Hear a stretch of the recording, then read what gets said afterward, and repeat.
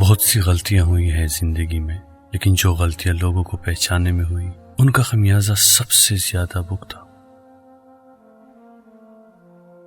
غم کو بھی اسی طرح قبول کریں جس طرح خوشی کو کرتے ہیں، دونوں ایک ہی مصنف کی لکھی ہوئی ہیں۔ اپنی ذات کو سمندر کی طرح بناؤ جو اپنے اندر بہت کچھ لینے کے باوجود بھی اوپر سے بالکل پرسکون ہوتا ہے۔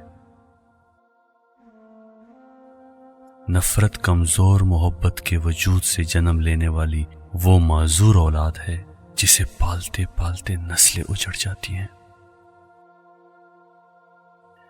کسی انسان کو دکھ دینا اتنا آسان ہے جتنا سمندر میں پتھر پھینکنا، مگر کوئی یہ نہیں جانتا کہ وہ پتھر کتنی گہرائی میں جائے گا۔ مت کرنا غرور اپنے آپ پر انسان، رب نے نہ جانے کتنے تیرے جیسے مٹی سے بنا کر مٹی میں ملا دیے۔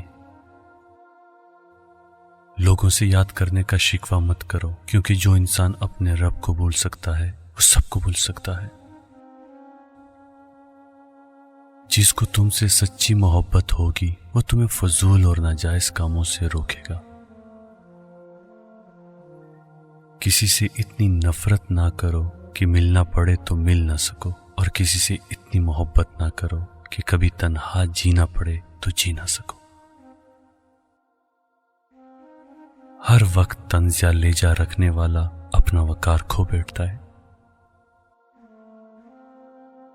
کسی کا بھی دل مت دکھاؤ، اس کے آنسو آپ کے لیے سزا بن سکتے ہیں۔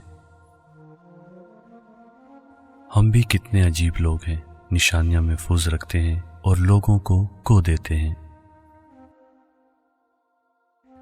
ہمارے معاشرے میں امیر بچوں کی بدتمیزی بھی شرارت اور غریب بچوں کی شرارت بھی بدتمیزی کہلاتی ہے۔ کبھی کبھی ڈھیروں لفظ ہونے کے باوجود بھی بولنے کا دل نہیں کرتا، نہ بتانے کے لیے، نہ جتانے کے لیے، اور نہ ہی ہمدردی کے لیے۔ جب انسان اپنے رب پر اس قدر بھروسہ کر لیتا ہے کہ اس کے علاوہ کوئی بھی اس کی ضرورت پوری کرنے والا نہیں، تو اللہ بھی اپنے بندے کو مایوس نہیں لوٹاتا۔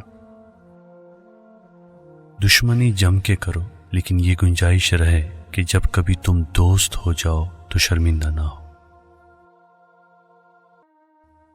اگر گھر میں تینوں وقت کا کھانا بن رہا ہے، مہمان بھوکا نہیں جا رہا، ضرورت مندوں کی مدد ہو رہی ہے اور اولاد کو تعلیم مل رہی ہے، تو اللہ کا شکر ادا کریں، آپ امیر ترین انسان ہیں۔